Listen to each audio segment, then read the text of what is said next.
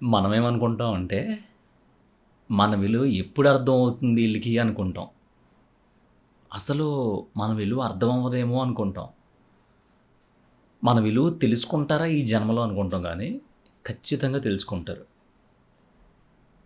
వాళ్ళకి సదుపాయంగా ఉన్నప్పుడు, వాళ్ళకి తగ్గట్టుగా ఉన్నప్పుడు, వాళ్ళకి నచ్చినట్టుగా మనం ఉన్నప్పుడు, మన విలువ తెలీదు. ఎప్పుడైతే హై! ఈ అమ్మాయి ఎదవ జీవితం అని జెప్పి, ఇంత బాగా ఉన్న మనల్ని తన్నుకుని, అంటే నోటి దగ్గర ఉన్న కంచాన్ని తన్నుకుని బయటికెళ్ళిపోతారు చూసావా? అప్పుడు తెలుస్తది. 100% తెలుస్తది. కానీ ఆళ్ళు బయటపడరు. ఎందుకు బయటపడరంటే, ఆ చెత్త మెంటాలిటీలు, ఆ మురికి కుంటలాంటి మనసులు అయి అలాగే ఉంటాయి. ఎందుకంటే ఒకవేళ ఇప్పుడు బ్రేకప్ అయిపోయింది, గొడవ అయిపోయింది. ఇప్పుడు ఆళ్ళకి మనకి సంబంధం లేదు. మనమే ఛీ అనుకుని వచ్చేసాం.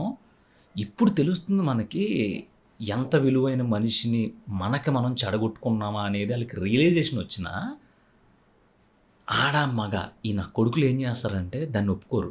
ఈగో. బేసిక్‌గా ఆళ్ళ సంకనాగిపోయింది కూడా అదే ఈగో వల్ల కదా! ఆ ఈగో ఆ ఒప్పుకోవడాన్ని కూడా డామినేట్ చేసి, కనీసం ఒక రియలైజేషన్ ఫేస్‌లో కూడా కనిపించకుండా, వాళ్ళని వాళ్ళు గంభీరంగా మార్చేసుకొని, ఏదో నేనప్పుడు ఒకలాగే ఉన్నాను, ఇప్పుడు ఒకలాగే ఉన్నానని బ్రతుకుతారు తప్ప, నిజం చెప్తున్నాను. నిన్ను మిస్ అయినందుకు, నిన్ను చెడగొట్టుకున్నందుకు, నిన్ను బాధపెట్టి నువ్వు ఎంత బాగా చూసుకున్నా సరే, నువ్వు ఎంత బాగా ప్రేమించినా సరే, నీ పీక మీద కాలేసి అవతలకెళ్ళిపోయారు చూడు, ఆళ్ళు చచ్చేటప్పుడు కుక్క చావు చేస్తారనమాట. ఇదేమీ పూర్వకాలం శాపనార్థం గాదు. లేదంటే నాశనం అయిపోతావురా నువ్వు. నువ్వు నా జీవితంతో ఆడుకున్నావు నాశనం అయిపోతావురా. నన్ను మోసం చేసావు నువ్వు. నీ జీవితంలో మన్ను పడాయి తిట్టుకుంటారు కదా! అలాంటిది కాదు. ఇది నిజం. నేను చూసాను ప్రాక్టికల్‌గా.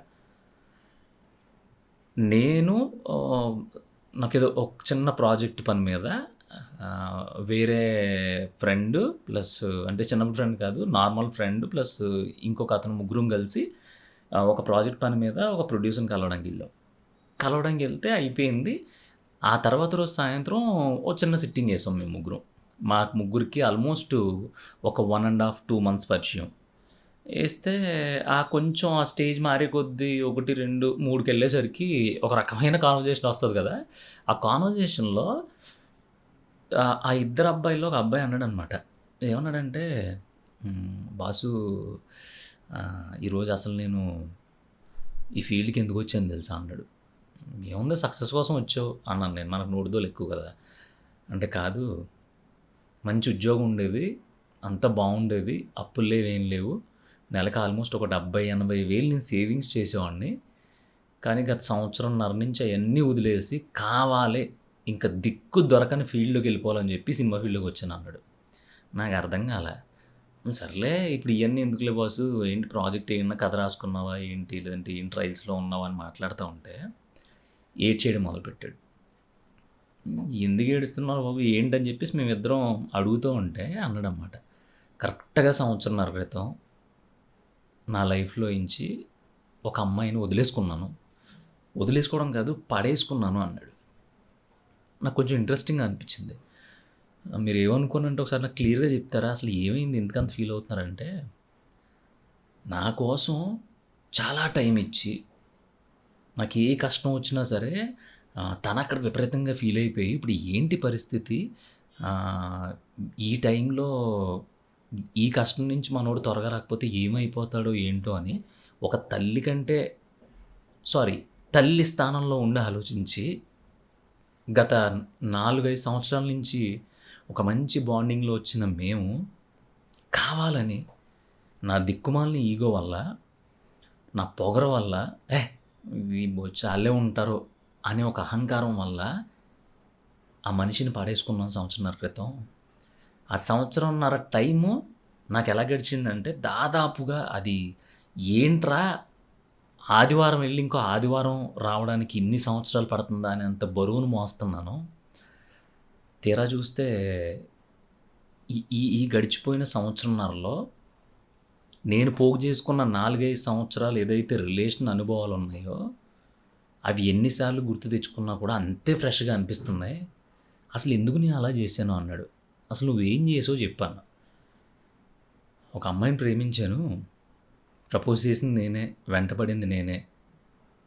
ఫస్ట్ నెల, 2 నెలల్లో విపరీతంగా ఆ అమ్మాయి చుట్టూ బొంగరంలా తిరిగింది నేనే. అంతా బానే ఉంది. ఆ అమ్మాయి ఒప్పుకుంది. ఒక మంచి జర్నీ స్టార్ట్ అయింది. ఇద్దరి అండర్‌స్టాండింగ్ బావుంది. ఆ అమ్మాయి కూడా చాలా అందంగా ఉంటది. కానీ నాకేంటంటే ఒక మెయిల్ ఇగో ఉంది. మెయిల్ ఇగో అంటే ఏంటంటే ఉంటారులే ఎక్కడికెళ్తారు. అంటే ఇప్పుడు పర్టిక్యులర్‌గా మనం పట్టించుకోవాలంటావా? మాట్లాడుతున్నాం గదా! విష్ చేస్తున్నాం గదా! పుట్టినరోజులకి, ఉమెన్స్ డేకి, స్పెషల్ డేస్‌కి. ఉంటారులే అని మనకు అవసరం వచ్చినప్పుడు మాత్రమే కలిసి, అసలు ఉందా లేదా, తిందా లేదా అనేది పట్టించుకోకుండా పక్కన పెట్టుకుంటూ వచ్చినా సరే, తను నన్ను చాలా బాగా అడాప్ట్ చేసుకుంది. దత్తత తీసుకున్నట్టు చూసుకుంది నన్ను. కానీ ఎందుకు నేను ఇంత ప్రియారిటీ ఇస్తున్నాను కదా! నేను ఇంత ప్రియారిటీ ఇస్తున్నప్పుడు నువ్వెందుకు కనీసం పట్టించుకోలేదు అని జెప్పి ఒకరోజు కొంచెం గట్టిగా అడిగేసరికి నా ఈగో హర్ట్ అయింది. అంతే వెంటనే అక్కడికక్కడ అసలు ఉంటే అంత, పోతే అంత, నీ యమ్మ పో అన్నంత రేంజ్‌లో బండ బూతులు తిట్టి, జీవితంలో నాకు ఫోను చేయకు అని చెప్పి, ఆ రోజు ఏం మాట్లాడానో నాకే తెలీదు. ఆ ఒక్కరోజు నా లైఫ్‌ని నిజంగా దాన్నేమంటారు, మంచిగా ఎదుగుతున్న పూల చెట్టుకి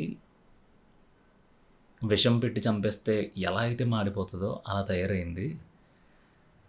నేనేదో సరే ఎప్పుడూ జరిగే చిన్న చిన్న గొడవల్లా కదా అనుకున్నాను. కానీ ఆ తర్వాత నుంచి మొత్తం మారిపోయింది బ్రో. కరెక్ట్‌గా 2 నెలలకి ఆ అమ్మాయి ఎక్కడికెళ్ళింది, ఏం చేసిందో కూడా తెలియలేదు, కనిపించలేదు.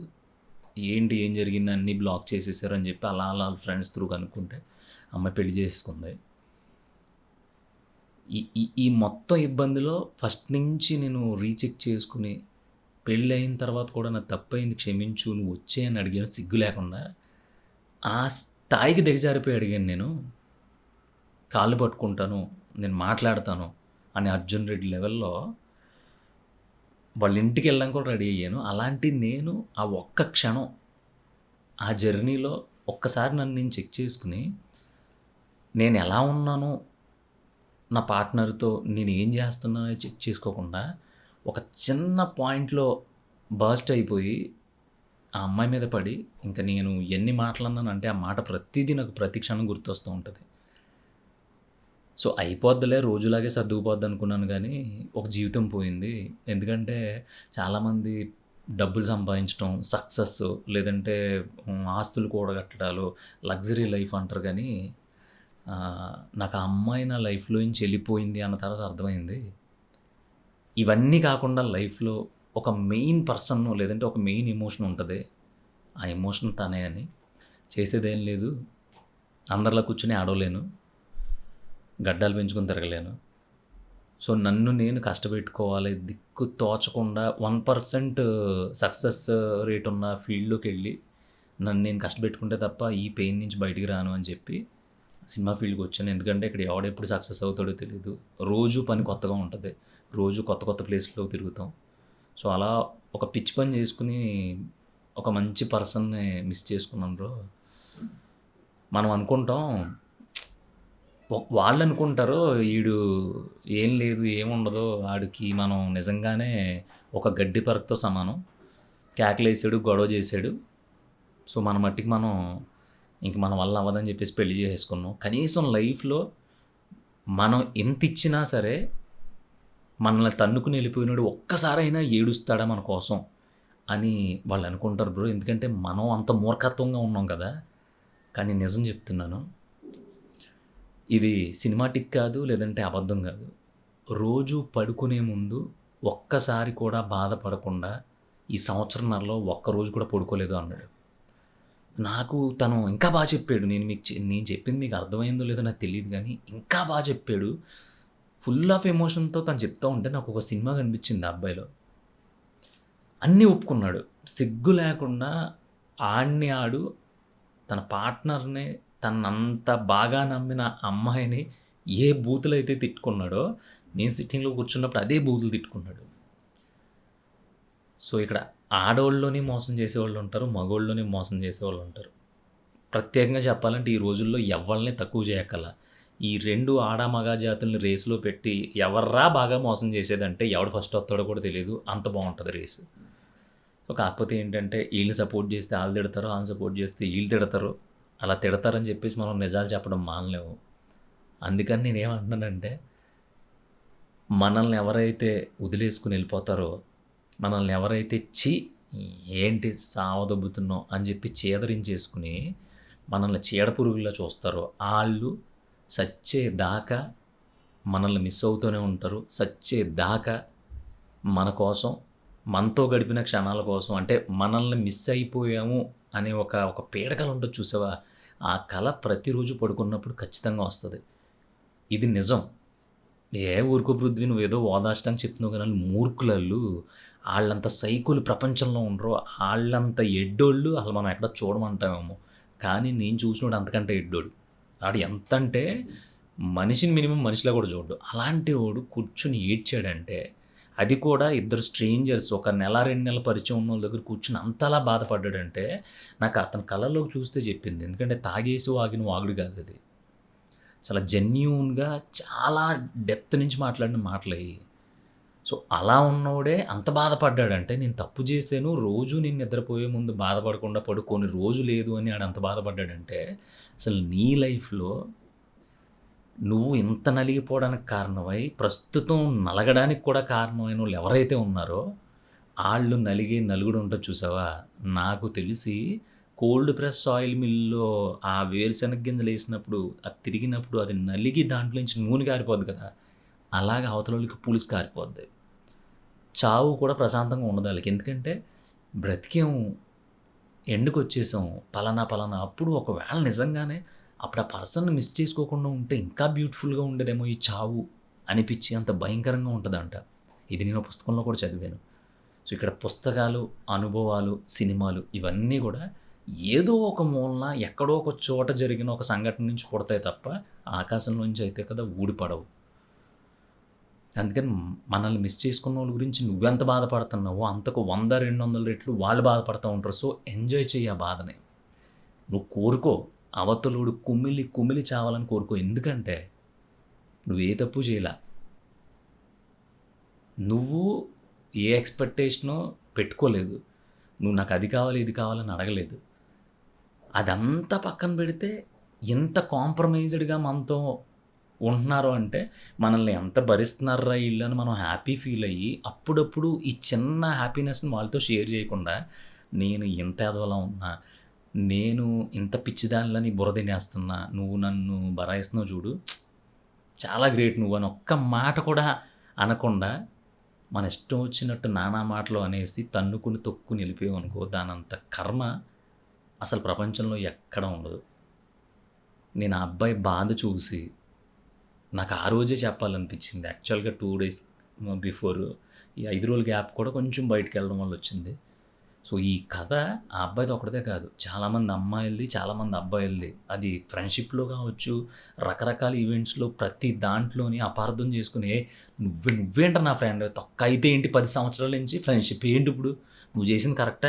దొబ్బేరా ఎప్పుడు నా అసలు అసలు నీతో నా ఫ్రెండ్‌షిప్ ఏంటే అని చెప్పేసి నానా మాటలు అనేసిన తర్వాత ఆ ఫ్రెండ్‌షిప్ బ్రేక్ అయిన తర్వాత బాధపడినోళ్ళని బోలెడుమందిని చూసా.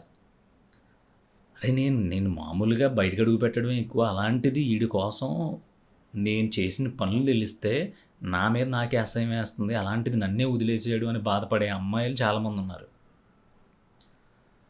నాకుండే తలపోట్లు చాలవన్నట్టు, నాకుండే ఇబ్బందులు, ఫినాన్షియల్ పరిస్థితులు నాకు సపోర్ట్ చెయ్యకపోయినా సరే, ఈ అమ్మాయి నా లైఫ్‌లో ఉంటే బావుంటది కదా అని చెప్పి చాలా బాగా ప్రేమించిన అబ్బాయిల్ని ఏడ్చావులే ఎప్పుడు నువ్వు నీ ఎదవ తలపోట్లు అని చెప్పి వదిలేస్తే, గుండెలు పగిలేలా ఏడ్చే అబ్బాయిని చూశాను నిన్న.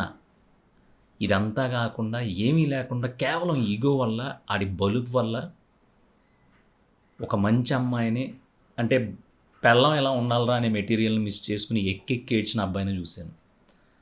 సో, చాలామందికి కొంచెం ప్రాక్టికల్‌గా ఉన్నోళ్ళకి ఇప్పుడు చెప్పిన స్టోరీ ఏడవడం ఏంటి అయిపోయిందిగా జస్ట్ చిల్ అనిపిస్తదేమో. కానీ అందరూ అలా ఉండలేరు. ఉంటే బెటరే. ఉంటే ఆడు బావుంటాడు. అవతల సైడ్ కూడా బావుంటది. కానీ ఇక్కడ మెజారిటీ ఉండలేరు. అందుకే పూరి జగన్నాథ్ లేకుండా ఇంకొకరు ఇంత క్లారిటీగా ఎందుకు మాట్లాడతారంటే ఆళ్ళు మెజారిటీ దాటి పైన ఉన్నోళ్ళు. మిగతా మెజారిటీ అంతా ఆళ్ళ లైఫ్‌లో వాళ్ళు కూర్చున్న ఆ సీట్‌లో వాళ్ళు ఏదైతే ఫీల్ అయ్యారో ఆళ్ళ పాయింట్ ఆఫ్ వ్యూ నుంచి ఆలోచించినప్పుడు ఆబ్వియస్‌లీ అది చాలా చాలా కష్టం. అందుకని మనల్ని ఏ కొండిగాడైతే ఇలా పిచ్చి పిచ్చిగా కెలికేసి వెళ్ళిపోయాడో, ఎవత్తైతే మనల్ని ఇలా గజిబిచ్చేసి వెళ్ళిపోయిందో ఆళ్ళు ఎప్పటికీ సుఖంగా, సంతోషంగా ఉండరు. ఒకవేళ మీరు ఆళ్ళలా ఉంటున్నారో అని మీకెవరైనా చెప్పారు అంటే, ఆళ్ళు కేవలం మేకపోతు గాంభీర్యం అంటారు గదా! అది మాత్రమే. అంతకంటే ఏమీ కాదు. ఇది, ఆడు అంటున్నావేంటి రెస్పెక్ట్ లేదా అనేవాళ్ళు ఎవరన్నా ఉంటే దయచేసి అన్‌సబ్‌స్క్రైబ్ చేసేసుకోండి.